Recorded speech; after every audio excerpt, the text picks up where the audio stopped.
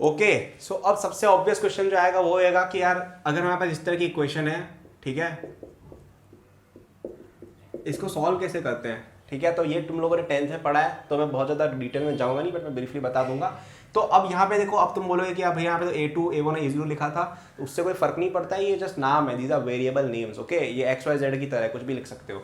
तो यहाँ पे यूजुअली लोग ABC यूज़ करते हैं, कभी कभी अल्फा बीटा गामा यूज़ करते हैं, कभी कभी PQR यूज़ करते हैं, कभी कभी RST यूज़ करते हैं, और या कभी कभी A0 A1 A2 भी कर लेते हैं, ठीक है। तो वो थोड़ा वो फ्लेक्सिबल रहो यार, है ना। तो ये हो गया आपका एक क्वाड्रेटिक इक्वेशन है। सॉरी, ये क्या लिख दिया मैंने, कुछ भी लिख रहा हूँ मैं, वो है, वो स्क्वायर नहीं था, सॉरी। तो इसका जो सोल्यूशन होता है वो होता है x equal to minus b plus minus root b square minus 4ac upon 2a। कुछ भी नहीं करना है, जैसे तुम्हें दिया है कि एक्स स्क्वायर प्लस 4x प्लस 6 इक्वल टू 0, ठीक है, या प्लस 3 कर दो।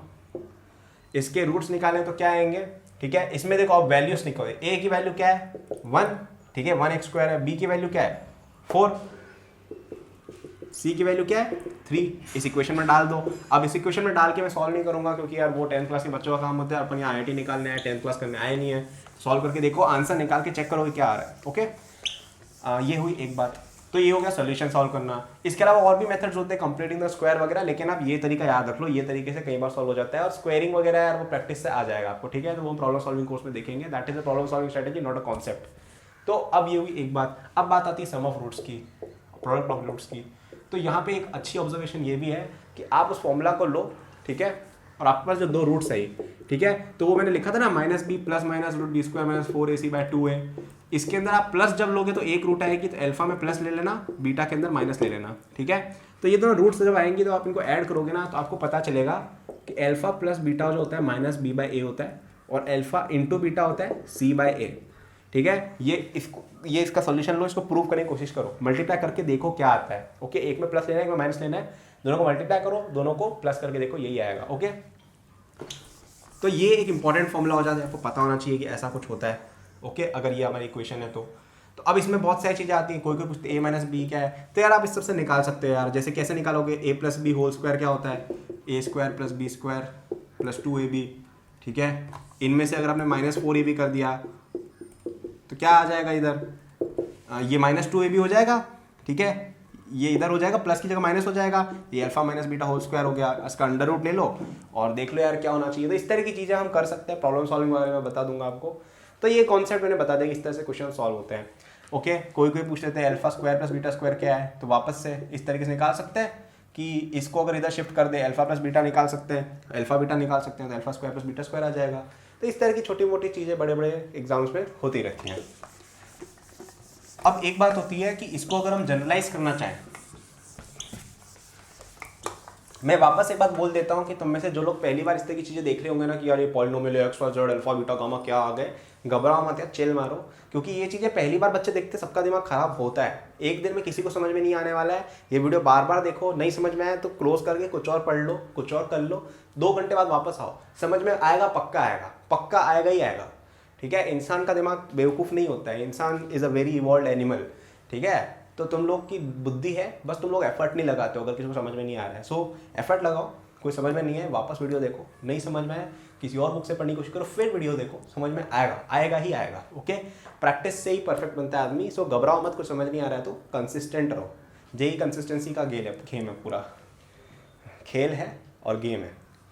सो ये हुई। अब जनरलाइजेशन की बात करें तो मेरे पास अगर पॉलिनोमियल px इक्वल टू है a0, नहीं ऐसे नहीं लिखता हूँ मैं इसको, ऐसे लिखता हूँ मैं an x power n plus an minus 1 x power n minus 1 plus so on से a1 x प्लस a0, ये मेरा पॉलिनोमियल है। इसकी अगर रूट्स जो हैं वो मैं कहता हूँ कि अल्फा 1 अल्फा 2 अल्फा 3 से लेके अल्फा n है, ठीक है। क्यों n रूट्स क्यों होंगी, क्योंकि इसकी पावर कितनी है, n है। तो इसमें हाईएस्ट पावर देखो कितनी है, n आ रही है, तो n रूट्स होंगी, तो अल्फा 1 से लेके अल्फा n। अब ये बस नोटेशन है, इसका मतलब है कि alpha n represents a root, alpha 1 represents a root, ठीक है। ये अल्फा के नीचे n लिख दिया है, नोटेशन होती है, इसके से घबराना नहीं, ये नाम है इस चीज़ का, ठीक है। जैसे किसी का नाम अजीब अजीब नहीं होता कि कल्पित, कल्पित भी अजीब नाम ही है वैसे, ठीक है। तो ये कल्पित की तरह नाम है। अब कोई कोई सिंपल नाम रखते हैं, ये अभिषेक जैसे सिंपल नाम है तो ये अभिषेक, ये कल्पित अजीब नाम है तो ये अल्फा n, ठीक है। तो इसमें कुछ थ्योरम्स होते हैं। पहला क्या, summation of all alpha ns, ठीक है,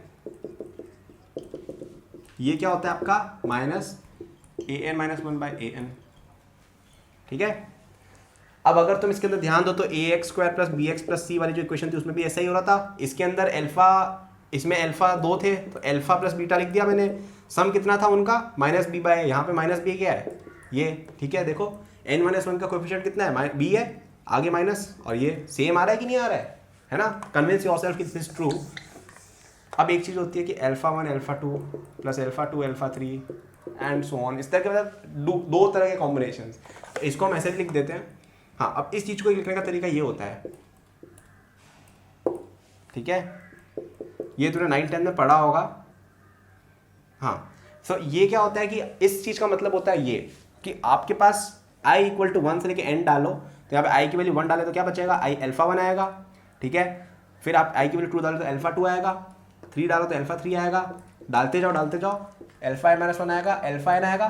कुछ नहीं कर रहा हूँ मैं, ये वैल्यू यहाँ घुसा रहा हूँ, ये वैल्यू यहाँ घुसा रहा हूँ। तो ये 1 से लेके n तक घुसानी है और इन सब के बीच में प्लस लगा देना है। इसका मतलब ये होता है, ये नोटेशन है वापस से। देखो मैं तुम्हें बताता हूँ 11th-12th की मैथ्स हार्ड नहीं है, उसमें नोटेशंस बहुत सारी आ जाती है, इसलिए बच्चे घबरा जाते हैं। तो घबराओ मत, मैं बताऊंगा सारे नोटेशन समझो। नोटेशन समझ गया तुम्हारी आधी मैथ्स वही सिंपल हो जाएगी, ठीक है। बच्चों को समझ नहीं आता भैया ये क्या है, ये है क्या, ये इसको सिंबल कहते हैं, सिग्मा कहते हैं, इसका मतलब ये होता है, ठीक है। ये हो गई एक बात आपकी। एक और होता है सिग्मा अल्फा आई अल्फा जे, ठीक है, इक्वल टू होता है इसके बाद वाला। अब यहाँ पे माइनस नहीं आता है, प्लस आता है, ठीक है। तो आपको प्लस माइनस ऑल्टरनेट करते जाना है, ठीक है। मतलब अब जैसे नेक्स्ट टर्म लिया तो प्लस कर देंगे, माइनस था प्लस किया, ठीक है। इसका मतलब क्या होता है, इसका मतलब मैं बताता हूँ क्या होता है। इसका मतलब ये होता है कि तुम आई लो कोई और जे लो, ठीक है। I is not equal to जे होता है लेकिन यहाँ पे, ठीक है, और उनका कॉम्बिनेशंस करके मल्टीप्लाई करो, उनका सम करो, ठीक है। जैसे तुम्हारे पास 3 रूट्स हैं अल्फा बीटा गामा, ठीक है। तो क्या लिखेंगे हम, इसका मतलब ये होगा कि आई और जे जब इक्वल नहीं है तब तक आपको मल्टीप्लाई करते जाना है आपस में और सम करना है उनका, ठीक है। इसका मतलब मैं समझाता हूँ, ये नोटेशन है, समझ जाओ, ये ध्यान से देखना। तो देखो अब इसमें अल्फा आई की वैल्यू जब मैं 1 कर दूँ तो क्या आएगा आपका, अल्फा आएगा, ठीक है, ठीक है।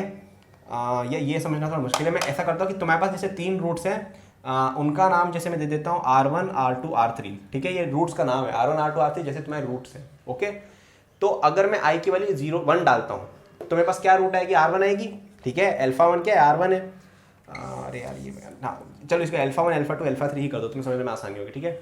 तो अगर मैं i की वैल्यू 1 डालता हूँ तो अल्फा 1 आएगा, देखो अल्फा 1 है, i की जगह 1 डाल दो तो अल्फा 1 आएगा।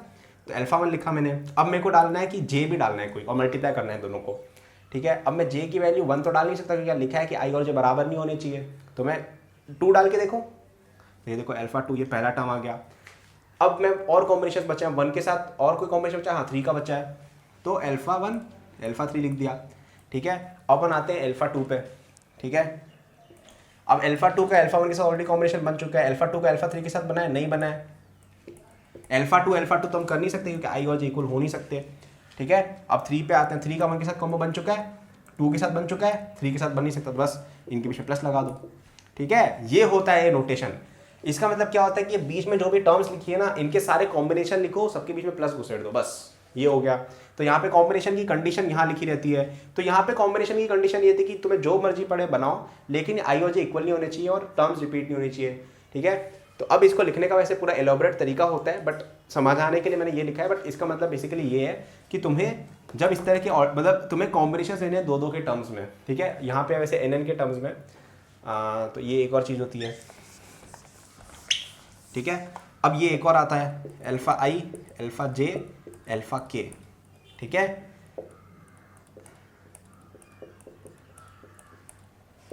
ये होता है minus a n minus 3 bye A n. अब यहाँ माइ प्लस था तो माइनस आ गया, ठीक है। अब ये तुम्हारा होमवर्क, तुम्हें जैसे तुम्हें 4 रूट्स दे रखी है मैंने, अल्फा 1 अल्फा 2 अल्फा 3 अल्फा 4। अब 4 रूट्स कब आएंगे, जब डिग्री 4 हो। तो तुम इसका एक्सपेंशन करके बताओ कि ये क्या होगा, बताओ, ठीक है। पॉज करके देखो तो मैं बताता हूँ क्या होगा, और खुद को कन्विंस करना है कि यही आंसर सही है, ठीक है। तो अल्फा 1 अल्फा 2 अल्फा 3 प्लस, ठीक है, प्लस मैं यहाँ लगा रहा हूँ और यहाँ लिस्ट बना रहा हूँ मैं, ठीक है। अल्फा 1 अल्फा 2 अल्फा 4, ठीक है। अल्फा 1 अल्फा 2 के सारे कॉम्बिनेशन हो गए। अब अपन लेते हैं alpha 1 alpha 3 alpha 2 alpha 1 alpha 3 alpha 2 हो गया है, अल्फा 3 अल्फा 4 नहीं हुआ है तो यह अल्फा 4 आ गया, ठीक है। अब अपन लेते हैं अल्फा 1 अल्फा 4 के कॉम्बिनेशंस, तो अल्फा 1 अल्फा 4 अल्फा 2 हो चुका है, अल्फा 1 अल्फा 4 अल्फा 3 भी हो चुका है, तो वो अपन ले नहीं सकते, तो ये हटाओ।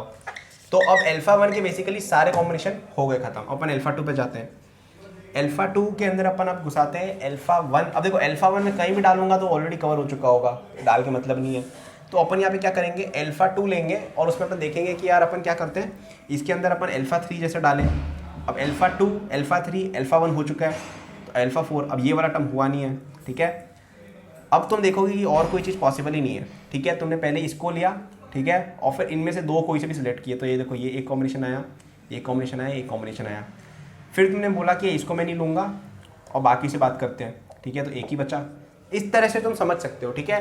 तो दिस ये इसका सिग्मा, इस चीज़ का समेशन ये हुआ for the case of 4 roots, ठीक है। अब वैसे मैं तुम्हें एक बात बता देता हूँ कि जेई में कभी भी ऐसा नहीं होगा कि 3 से ज़्यादा यूजुअली नहीं आते, फिर भी आएंगे, तुम बाद में प्रॉब्लम सॉल्विंग में देखेंगे, और इस तरह से तुम बना से जा सकते हो, ठीक है। तो लास्ट में आपका टर्म क्या हो जाएगा कि यार अल्फा 1 अल्फा 2 से सबका मल्टीप्लिकेशन ही हो जाएगा, क्योंकि एक ही टर्म बचेगी फिर, ठीक है। वो हो जाएगा आपका कितना, plus minus of a nought by a n. अब वो प्लस है कि माइनस है वो डिटरमाइन होगा कि कितने टर्म्स है, ठीक है, वो तुम देख लेना। अब यहाँ पे कोई लोग -1 रेज़्ड टू पावर n या n+1 लिख देते हैं, तो मुझे वो बेकार लगता है, क्योंकि बच्चे कंफ्यूज होते हैं, तो ये सब भूलो। तुम ये याद रखना कि कितने टर्म्स उस पर डिपेंड करता है, प्लस माइनस करते जाओ, आंसर आएगा, ठीक है।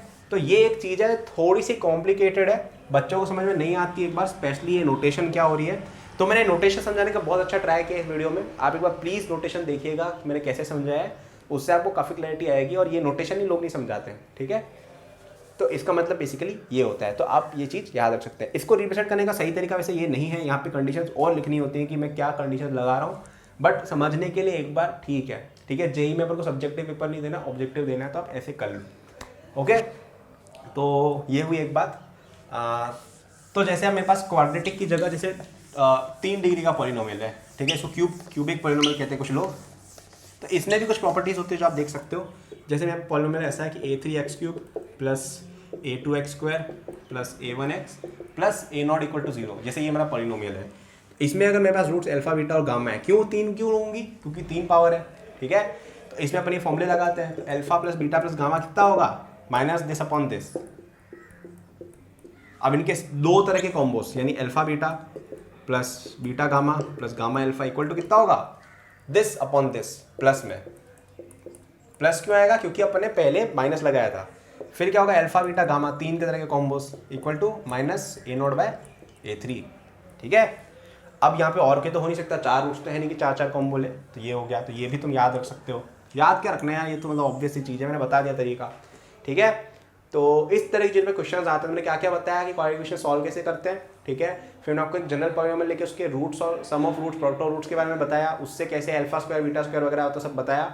फिर मैंने आपको एक जनरल पॉलिनोमियल के अंदर sum of roots, second sum of roots, third sum of roots, product of roots, इन सब के फॉर्मूले बताए कैसे आता है जनरली, जिससे आप किसी भी पॉलिनोमियल में सॉल्व कर सकते हो। समझ में नहीं आया है तो अभी के लिए तुम उसको स्किप करके केवल ये याद रखो, क्योंकि ज़्यादा से ज़्यादा जेई के अंदर इस चीज़ के क्वेश्चन आ जाते हैं। कभी कभी मुश्किल क्वेश्चन आते हैं यूजिंग n डिग्रीज, बट तब तक तुम्हारे पास बहुत टाइम में प्रैक्टिस कर लोगे, बट हो सके तो समझना है वो भी। But if you understand this also तो भी काम चल जाएगा एक बार के लिए, ठीक है।